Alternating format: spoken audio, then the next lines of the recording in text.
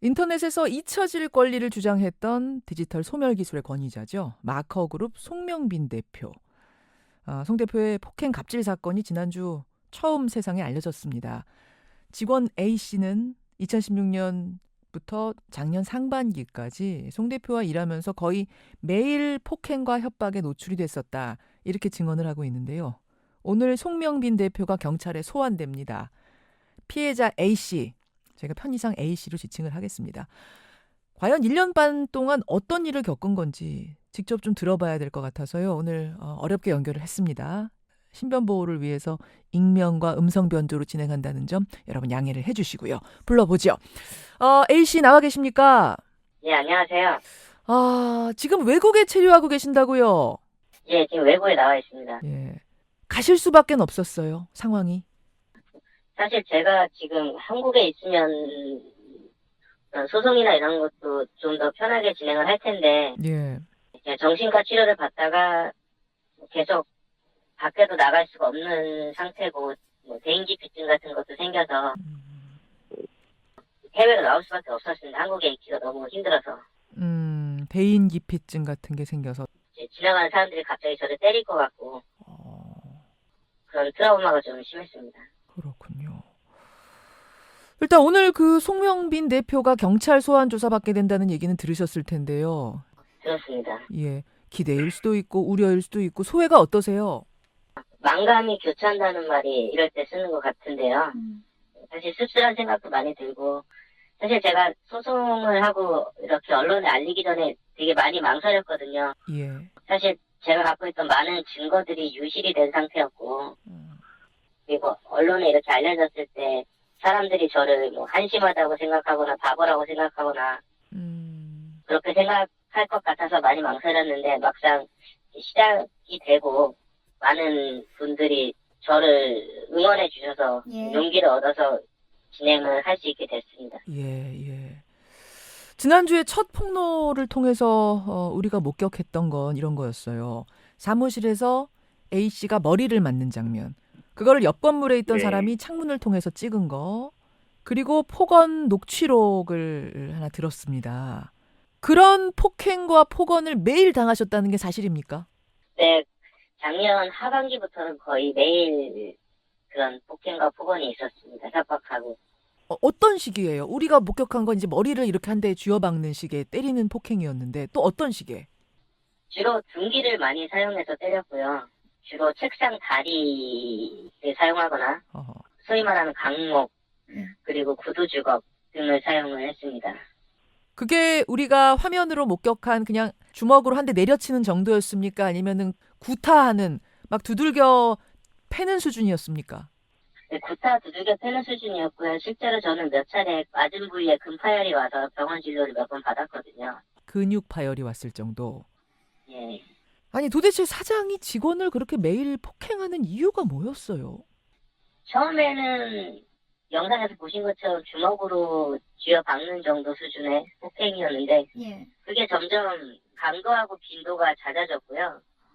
사유는 사실 어떤 사유인지도 모르겠어요. 그냥 본인 기분 나쁘거나 본인 마음에 안 들거나, 뭐 예를 들어서 본인 차 문을 세게 닫았다고 심하게 폭행을 하고, 아니 문을 세게 닫은 것도 문제가 돼요?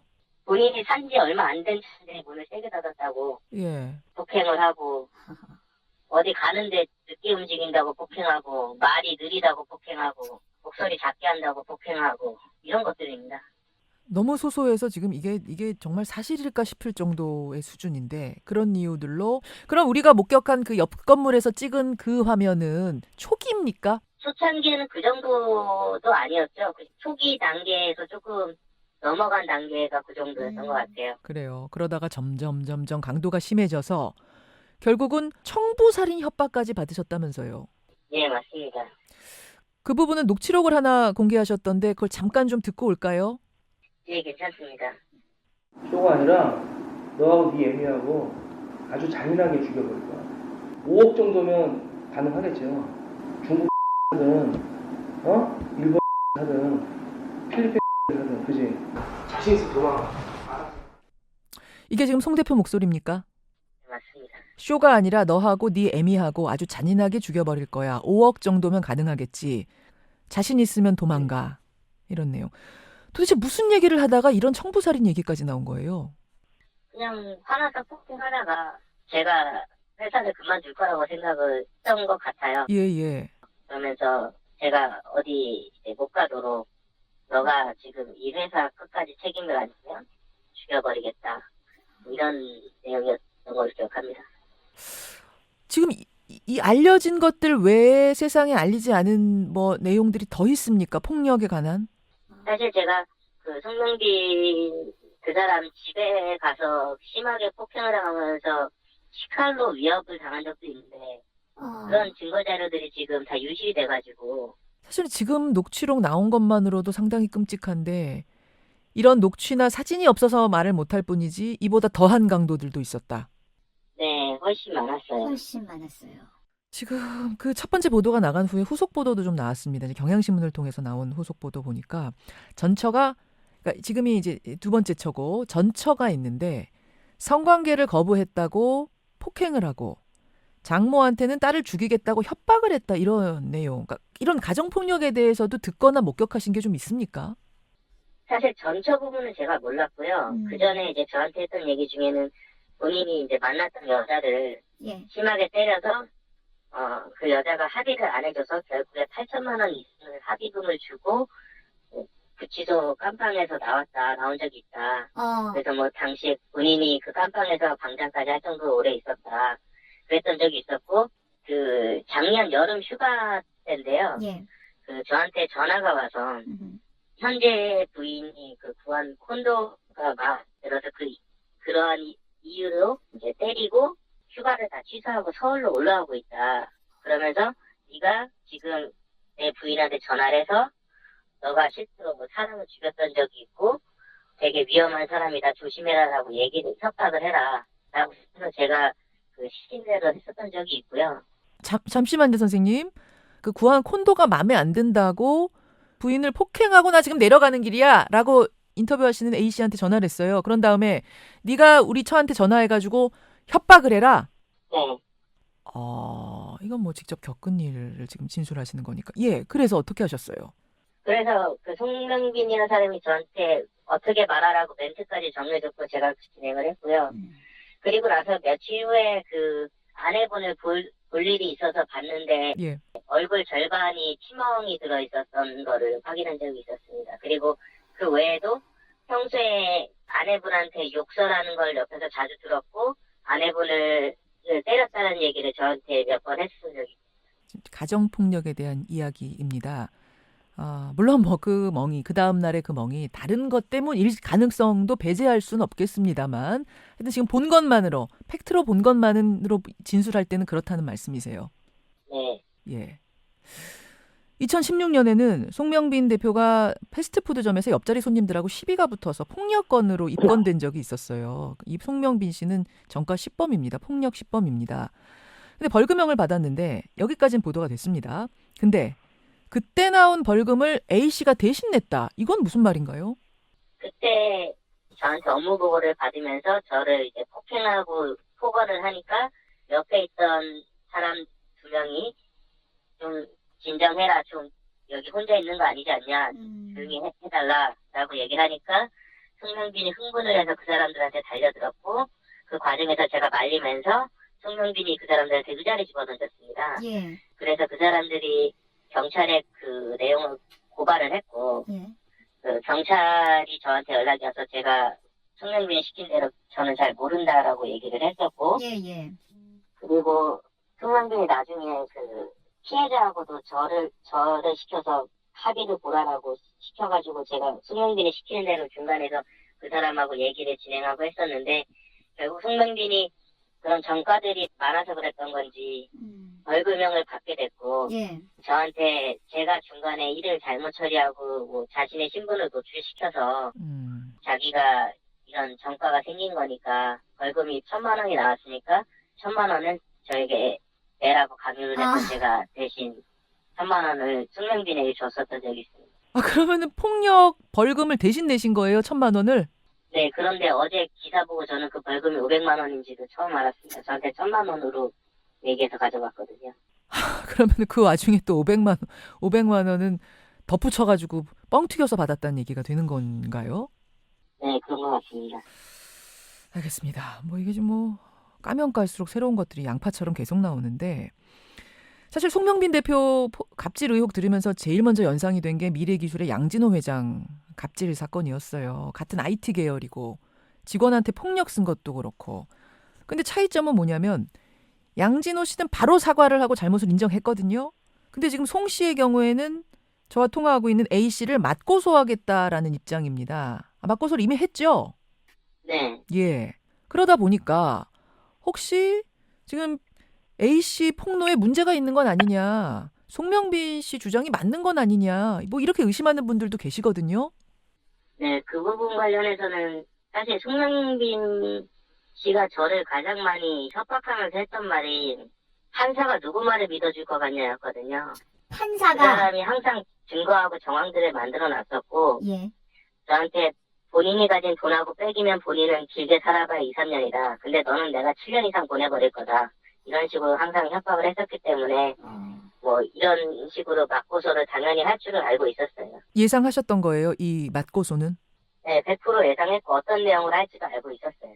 이런 식으로 문제가 불거졌을 때 소송하는 걸 자주 보셨습니까?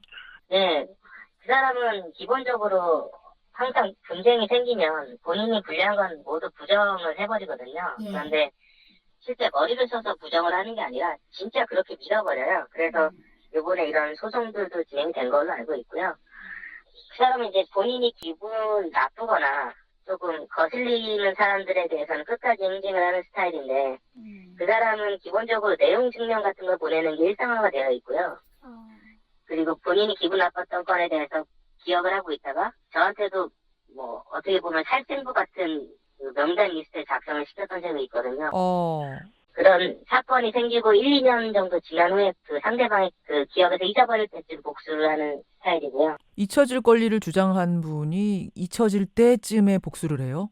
예, 그래야 뭐 그게 효과가 있다고 저한테는 그렇게 얘기를 하더라고요. 뭐 그냥 아주 사소한 예를 하나 들어보면 예. 세차장에서 본인 세차 순서가 새치기 당했다고 그 세차장을 끝까지 물고 늘어져서 벌금을 받게 한다던가 이상한 이제 뭐 오폐수 같은 거를 찾아내서 끝까지 이제 민원을 넣고 계속 여기저기 찾아다니고 해서 벌금을 받게 한다던가 뭐 이런 것들이 그런 식이군요. 세차장에서 자기 순서 새치기 당하는 걸 그냥 뒀다고? 세차장 직원이 자기 순서인데 다른 사람 걸 먼저 했다고. 그걸로 소송을 하는 게 아니라 다른 걸 털어가지고 소송을 건다? 네. 아, 알겠습니다. 예, 지금 갑질 피해자 A 씨의 폭로 내용들을 듣고 계시는데요. 근데 지금 말하면서 돈하고 백이 있다라고 했는데 백이란 건 뭘 주장했습니까, 송 씨가? 본인이 정치권하고도 많은 인맥이 있고 언론 쪽하고도 많은 인맥이 있고 학계 쪽에도 많은 인맥이 있고 본인이 갖고 있는 인적 네트워크가 상당하다 뭐 이런 내용입니다. 그리고 실제로 뭐 제가 일을 하면서 주변에 권위 있는 사람들 많이 만났었고요. 송명빈이라는 사람과 함께. 예. 그러니까 지금 송 대표 측의 주장을 좀 제가 대신 전하자면 지금 인터뷰하시는 A 씨가 횡령 배임을 해서 그 사실을 기술한 자술서까지 내가 갖고 있다. 이러다 보니까 이 A 씨가 지금 나한테 이러는 거다. 그거 인감까지 찍혀 있다. 이렇게 주장을 하는데 횡령 배임 어떻습니까? 네, 자술서가 있는 건 사실이고요. 그 자술서는 제가 밝혔다시피 그 강요에 의해서 그때그때 사무실에서 강압적으로 작성을 했고 본인이 보관하던 제 인감도장을 주면서 찍으라고 하고 그 제가 도장 찍는 장면을 본인 휴대폰으로 사진이나 동영상을 촬영을 해서 너가 직접 찍은 거다. 증거 다 있다. 라고 항상 협박을 했었고요. 뭐 사실 저 같은 경우에는 그런 배임이나 횡령 같은 건 저나 제 가족들 그리고 제 주변 사람들 통장이나 재산관들을 다 오픈하고 예. 송명빈이란 사람의 본인과 주변인들의 통장을 다 오픈하면 뭐 당연히 밝혀질 문제라고 생각을 하고요. 그리고 그렇게 배임을 횡령을 했던 사람이 그 사람한테 계속 돈을 갚아야 돼서 빚을 지고 대부업에서까지 빚을 져서 신용불량자가 되지는 않았을 거라고 저는 생각을 해요. 지금 이제 처음 들으시는 분들은 아니 뭐 돈을 갚는다니 왜 직원이 사장한테 돈을 갚아 이러실 텐데 갈취를 당한 거죠. 뭐 어떠한 사유로 나한테 손해를 끼쳤으니까 돈을 가져와라. 예. 뭐 내가 정신적 피해를 얼마 입었으니까 돈을 가져와라. 예. 뭐 어떤 일을 너가 제대로 수행하지 못했으니까 그것 때문에 내가 뭐 몇 억을 손해봤으니까 얼마를 가져와라. 예. 이런 것들입니다. 그러니까 지금 좀 이해가 안 가는 것이 그렇게 매일 폭행을 당하고 폭언을 당하고 협박당하고 돈을 갈취당하고 근데 왜 계속 그 밑에서 근무를 하셨어요? 바로 문제 제기하고 신고하고 탈출을 하셨어야 되는 건 아니냐? 이렇게 궁금들 하실 거예요. 처음에는 그런 폭행이나 폭언이 이제 일을 가르쳐 주기 위해서 하는 거라고 생각을 했었고요. 그래서 참았고, 예. 뭐 사실 저 때만 해도 그 학교에서 선생님들이 교육을 위해서 사랑의 매를 드시는 게 너무 자연스럽고 당연한 거였거든요. 그렇죠, 예. 저는 회사에서 그런 것도 뭐 저를 위해서 그런 거라고 처음에 생각했고 그런데 그 폭행의 강도와 빈도가 점점 강해지면서 예, 예. 자연스럽게 그 굴레 안에 제가 갇혔던 것 같고요. 그런 상황들이 앞에서 너무 무기력하고 그냥 받아들여졌었던 것 같아요. 일단 어느 순간 그 사람에 대한 공포심이 굉장히 커졌고 스스로 뭔가 그 상황을 헤쳐나갈 수 있다라는 생각 자체를 못했던 것 같아요. 그리고 나중에 이제 가족에 대한 협박까지 나오면서 그 사람이 저희 집도 알고 실제 제가 봤던 그 사람은 그런 행동들을 할 수 있다라고 생각을 했기 때문에 움직일 수가 없었던 상황이에요. 공포심이란 말로 이게 대변이 되네요. 알겠습니다. 예, 오늘 송명빈 대표 경찰에 소환이 됩니다. 여기에서 밝혀질 것들이 정확히 밝혀지고 지금 인터뷰하고 계시는 A씨도 해외에 계시는 거거든요. 어서 하루빨리 편안히 고국으로 돌아와서 이런 문제 제기들도 정확히 할 수 있게 편히 할 수 있기를 기대해 보겠습니다. 오늘 어려운 인터뷰 용기 내주셔서 고맙습니다. 예, 감사합니다. 예, 디지털 소멸 기술의 권위자라고 불려왔던 송명그룹 송명민 대표에게 송명민 대표의 갑질 의혹, 폭행을 당했다고 주장하는 피해 직원을 만나봤습니다.